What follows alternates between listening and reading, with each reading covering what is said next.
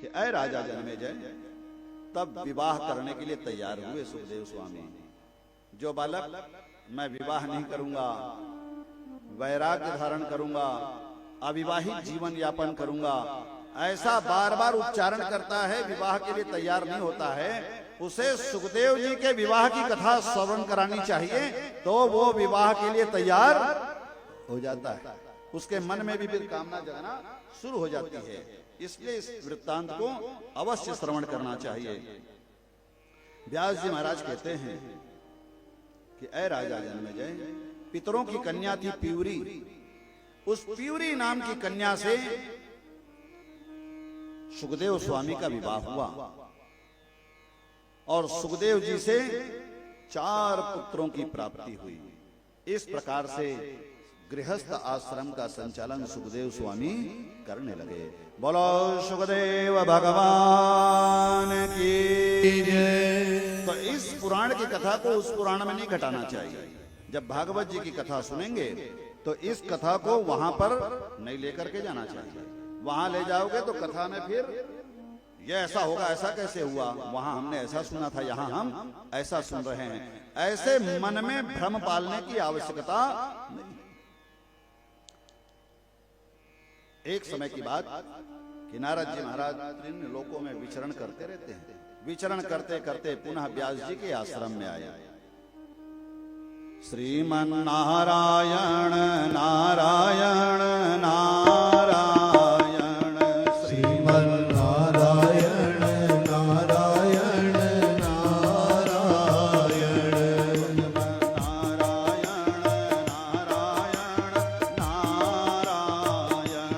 श्रीमन नारायण नारायण नारायण, लक्ष्मी नारायण नारायण नारायण, लक्ष्मी नारायण नारायण नारायण, नारायण नारायण नारायण, लक्ष्मी नारायण नारायण नारायण,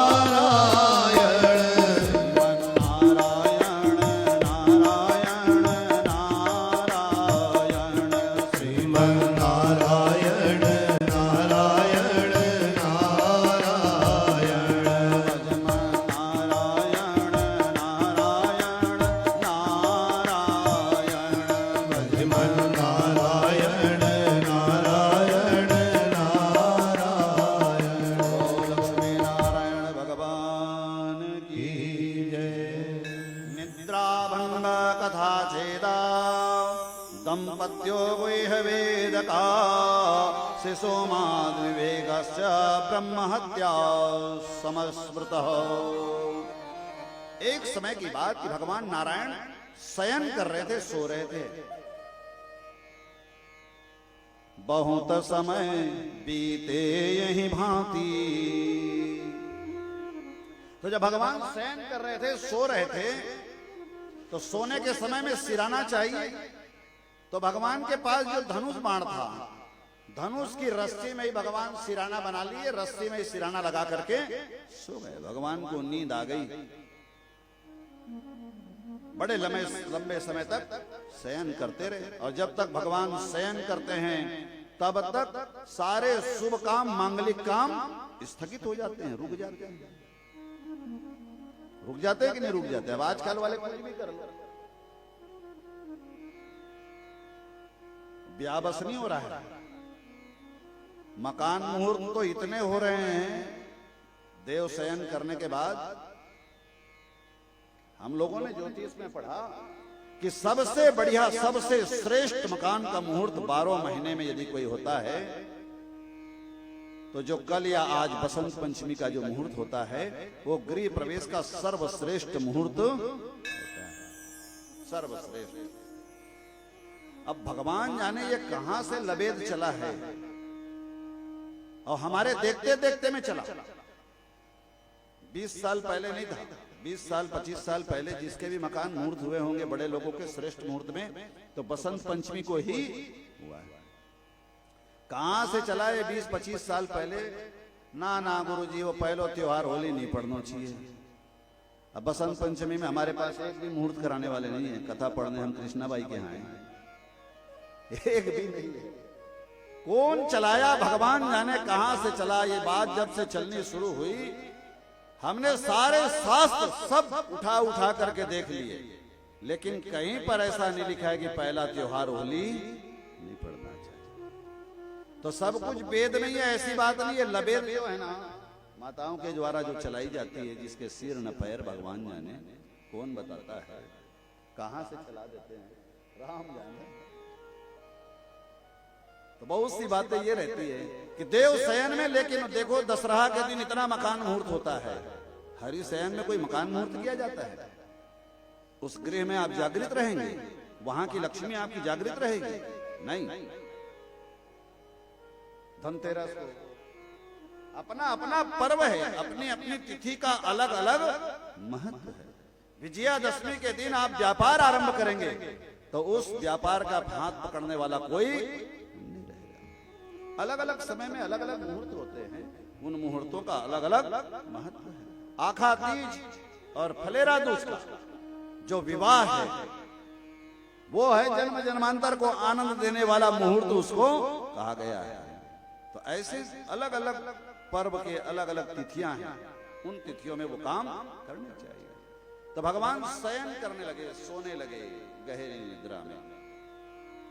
हमेशा हर वर्ष भगवान आषाढ़ सुदी 11 एकादशी से कार्तिक सुदी 11 तक भगवान शयन करते हैं, उसे हरि शयन। एक विधर्मी हमारे पास आया, नास्तिक आया, कहने लगा अब तो आपके भगवान सो गए, अब कौन है आपका? सो गए, सो गए, अब कैसे करोगे? अब कौन है आपका? कौन आपकी रक्षा करेगा? कौन आएगा आपके पास?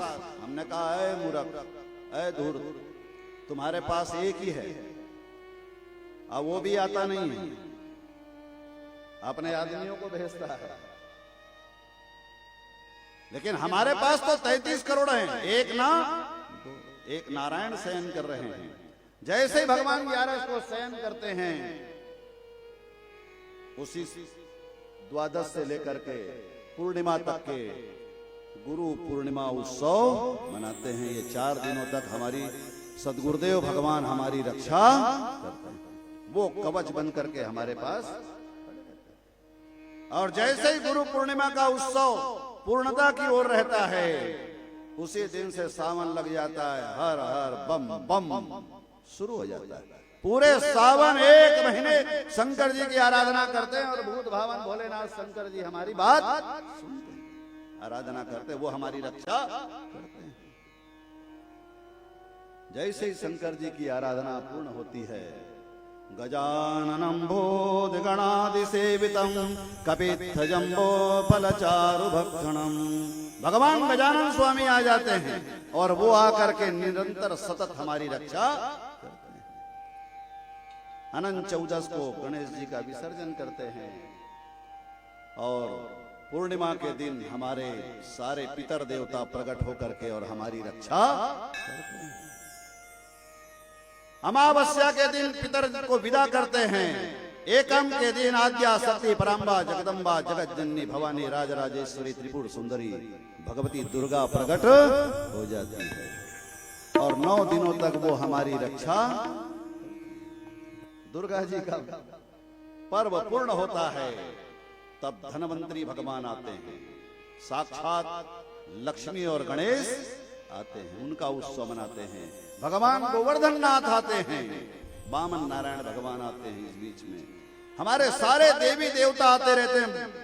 जन्माष्टमी के दिन भगवान कृष्ण आते हैं, भादो कृष्ण पक्ष में, और ऐसे आते आते एकादशी आती है और हमारे नारायण जागृत हो जाते हैं। हम कभी भी अनाथ नहीं रहते, हम हमेशा सनात रहते हैं, हमेशा हमारे देवी देवताओं की कृपा हमारे ऊपर बनी रहती है।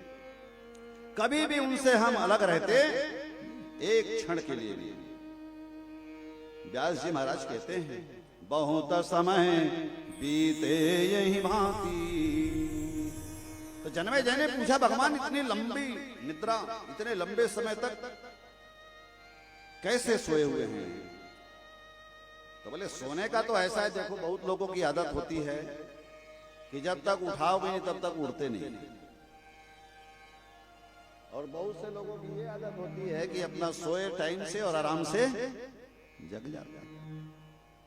तो सबके शयन का कारण भी रहता है, रात को देरी से सोएं तो सवेरे देरी तक सोएं, ऐसे भी रहते हैं। कई लोग ऐसे हैं कि कभी भी सोएं अपने समय में जागृत हो जाते हैं।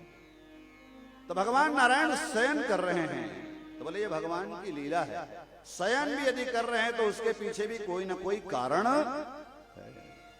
शयन करते बहुत समय व्यतीत हो गया, तो भगवान के कानों से मैल निकले, और वो कर्ण के मल से दो दैत्यों की उत्पत्ति हो गई। बाएं और दाहिने दोनों कर्णों से मल निकला, मैल निकला, उससे दो दैत्यों की उत्पत्ति हुई। उनका नाम हो गया, एक का नाम हुआ मधु और एक का नाम हुआ कैटभ। अब ये मधु और कैटभ इधर उधर विचरण करने लगे। गिनती के लोग थे, वरुण, कुबेर, सूर्य, चंद्रमा। तो इनको सबको परेशान करते, मारना, पीटना, दौड़ाना, भगाना, यहां वहां, त्राही करने लगे। ब्रह्मांड में जितने लोग थे, व्यास जी महाराज कहते हैं,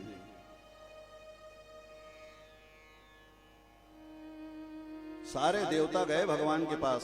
शंकर जी, ब्रह्मा जी, वरुण, कुबेर स्तुति करने लगे कि भगवान निद्रा से जाग जाइए। लेकिन निद्रा से जगाना जो है ना, बड़ा पाप है। व्यास जी महाराज कहते हैं कि हे जन्मेजय, निद्रा भंग कथा छेदा दंपत्यो गुह्य भेद कहा। किसी सोए हुए को जगाना नहीं चाहिए। सोया है तो उसको सोए रहने दो। यदि कोई सोए हुए को जगाता है तो उसको ब्रह्म हत्या का दोष लगता है। तो ऐसा नहीं है कि 10 बजे तक सवेरे पड़ा है तो उसको उठाना नहीं है, उसके लिए नहीं है वो। निद्रा भंगा कथा छेदा, ये कथा चल रही है। कथा में जो विघ्न उत्पन्न करते हैं उसको भी ब्रह्म हत्या का दोष लगता है। दंपत्यो गुह्य भेद कहा, पति पत्नी की कोई गोपनीय बात है, उनकी कोई रहस्य है, यदि तीसरा कोई जान लिया तो उसको जगह जगह बताना नहीं चाहिए। पति पत्नी की गोपनीय बातों को प्रसारित नहीं करना चाहिए। यदि कोई दंपत्तियों कलह, पति पत्नी को आपस में लड़वाने का प्रयास करता है, उनके प्रेम को तोड़वाने का प्रयास करता है, तो उसे भी ब्रह्म हत्या का दोष